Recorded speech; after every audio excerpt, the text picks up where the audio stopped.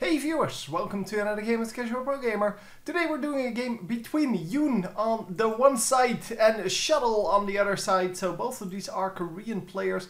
It is obviously a Zerg versus Terran. And this should be good. I mean, we've seen a lot of this matchup, but well, it should still be exciting. These are both really good players and hopefully they will show us how it is done. So this is a best of 3 as far as I know, and we're just going to see how they do. So first of all, we're going to see the standard build. Of course, the supply depot going to go down, the wall off going to be completed with the barracks and another supply depot. On the other side, we will see either the spawning pool first, which is very unlikely on this map, but well, it can be done, or we're going to see the fast expansion coming out. And the fast expansion, of course, then before the spawning pool, well, followed up by the spawning pool. A couple of queens being produced, and then a couple of zerglings as well. All in all, a little bit of defense, mostly economy though. And we will have to see how this all goes.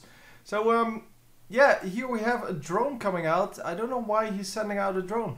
It is really early. I guess he wants to scout what's going on. But yeah, well, we'll have to see. Here comes the expansion then. And the expansion is of course going to be up, well, before the Terran expansion. But that is because Terran goes for barracks first. He also has to build the supply depot first, but the supply depot is equal to the Overlord.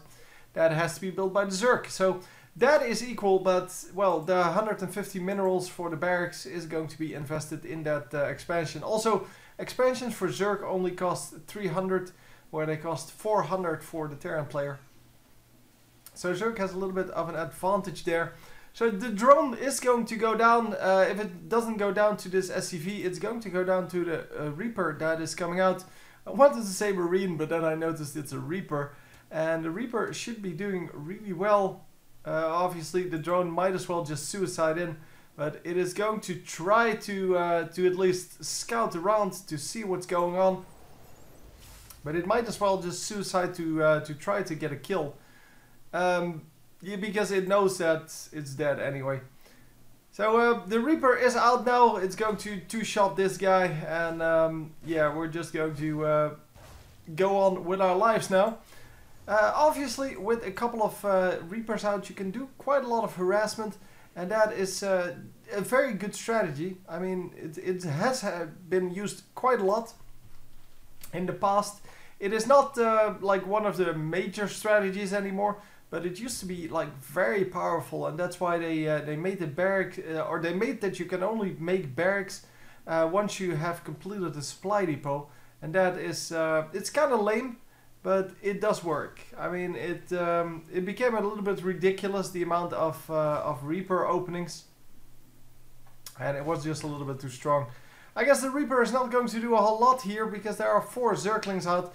And the Zerglings are not very good at stopping this. But wow, they are going to catch it off guard. Oh, nice escape. Second Reaper comes in, and it is going to do some damage to the Zerglings. However, yeah, the Zerglings almost turning around and getting the kill on the Reaper. But the Reaper, yeah, he just has to wait a little bit. Then the combat drugs will kick in. He will heal them up fully. And after that he can go back in. And as you can see, it's already regenerating. This one as well. And it goes pretty quickly. So there's that. So anyhow, we have some Zerglings coming in here. He wants to just be annoying. Obviously, that's all he is. Because for the rest, it doesn't really matter. It's going to delay the factory for a few seconds, I guess, but yeah, really, all in all, doesn't really matter. Plus, this barracks is not going to do anything anyway. So there's that. Anyhow, few Zerglings out.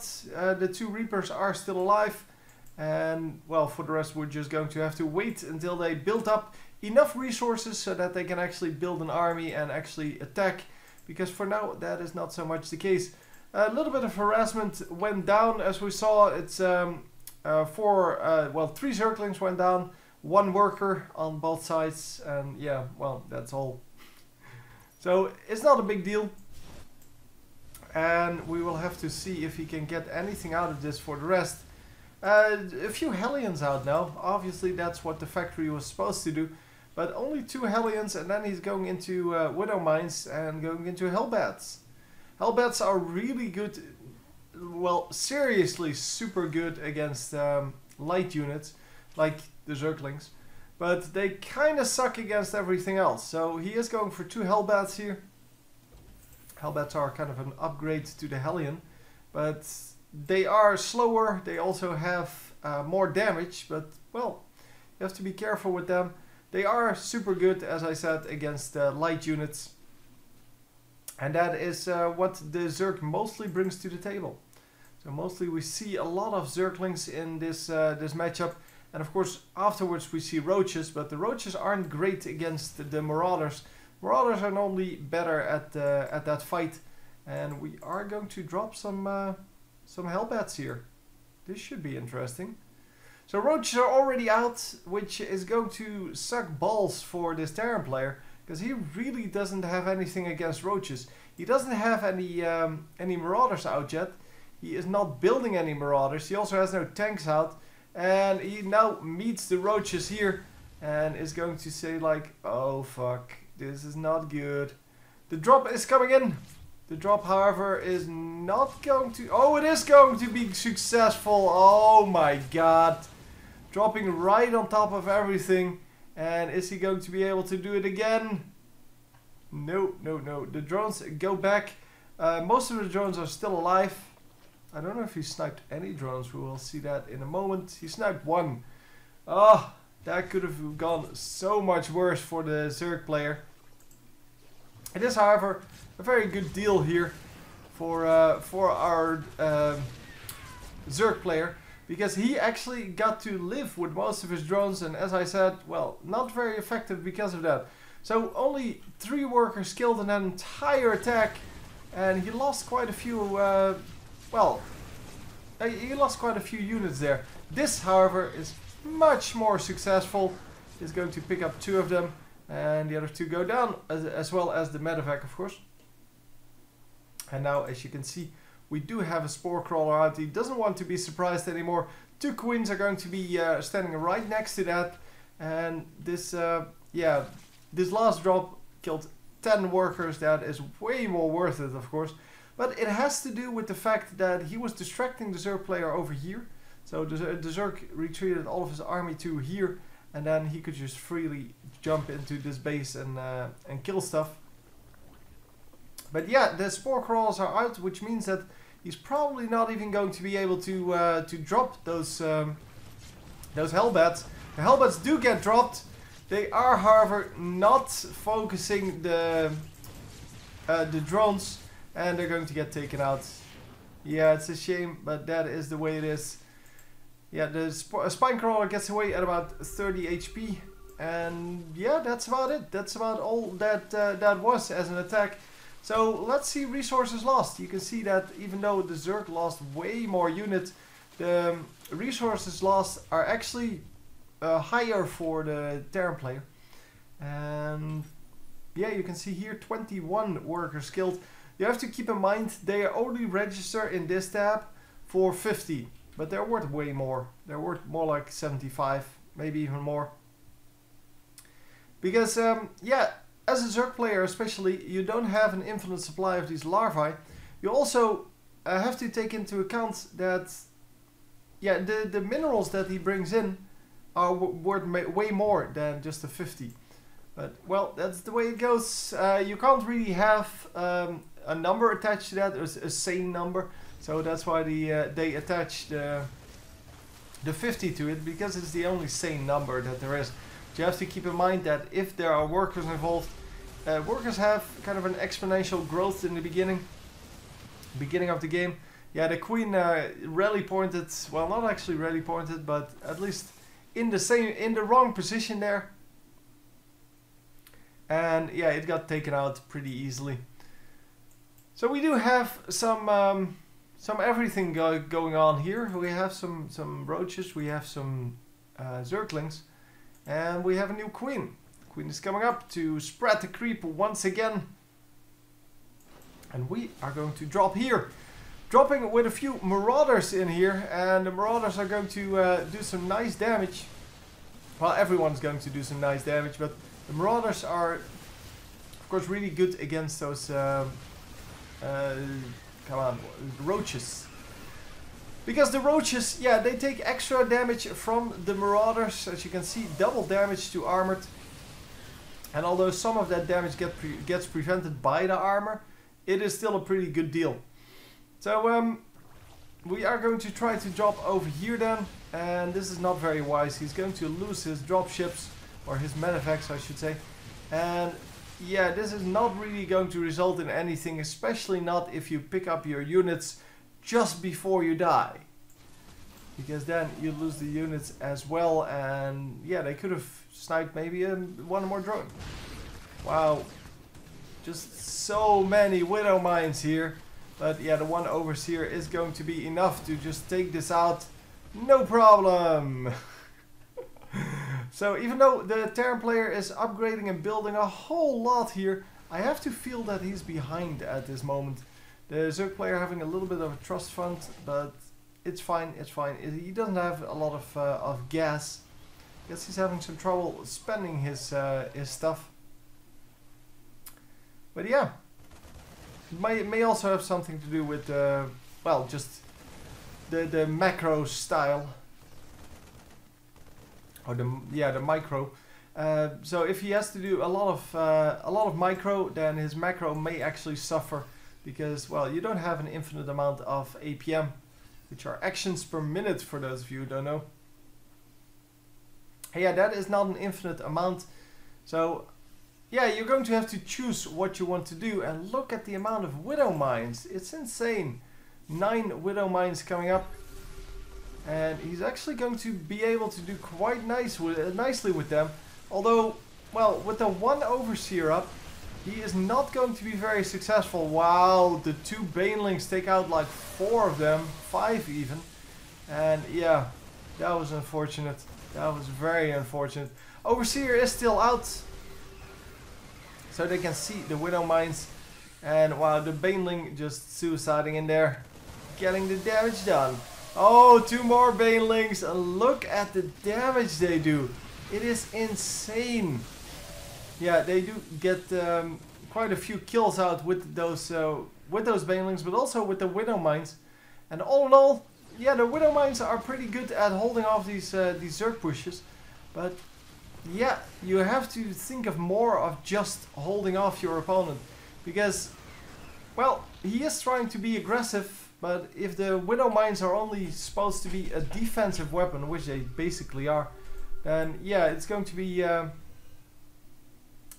difficult to go up against that with your Terran army if you have so many Widow Mines. And all of the Widow Mines just got sniped, so that means he lost a lot of his stuff. Wow, and what just happened there? I think the Widow Mine sniped a Baneling, which then exploded on the Marines or something like that. That's what it looks like, at least. And come on. No, the roaches can actually do this. They can take this out. But, well, most likely they're going to, yeah, get picked up and just get out of there. Because roaches, of course, can't attack air. So the only ones that can attack air at this moment is the Mutalisk. So, we do have some Zerglings coming in. The Zerglings are going to go straight to the base. And they're going to do some damage to the drones. And more importantly, to these mules. The mules are, of course, really vulnerable. But, well, not taking too much damage. So it's not too bad. It's not too bad. So we are just attacking and attacking and attacking at all places. He's going to retreat with his medevacs and maybe keep them for the next attack. No, one of them goes down. The other one is going to go down as well. Yep, the Mutalisk is just too fast in the air. And there's really nothing he can do. So the rock tower gets taken out. It was over here, of course. That means that the rocks drop over there. And the rocks are going to wall off this base pretty efficiently, because it takes a long time to get through that. And in the meantime, he's just building up his Mutalisk army. as well as probably whatever else he wants to have. Because he can build, yeah, there you go, roaches and banelings and some zerglings. All in all, a big army. And look at the amount of zerglings that he's producing here. That is, it's ridiculous. It does work though. It does work. It's just that, yeah, you need 2 to snipe a group of marines, and that is kind of sucky. But, well, that's the way it goes. Can't really help that.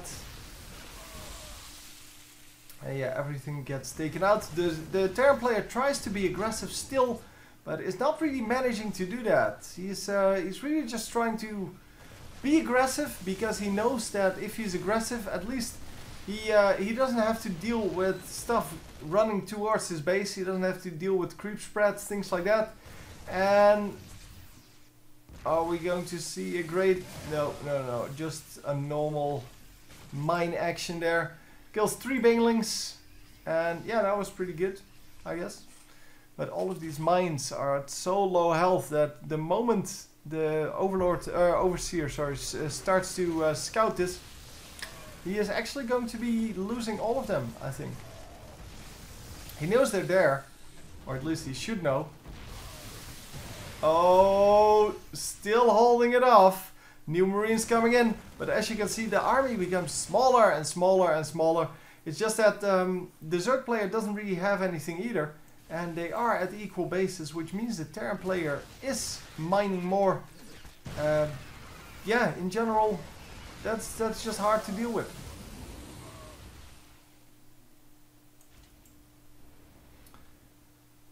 So yeah, the fight here was pretty much done.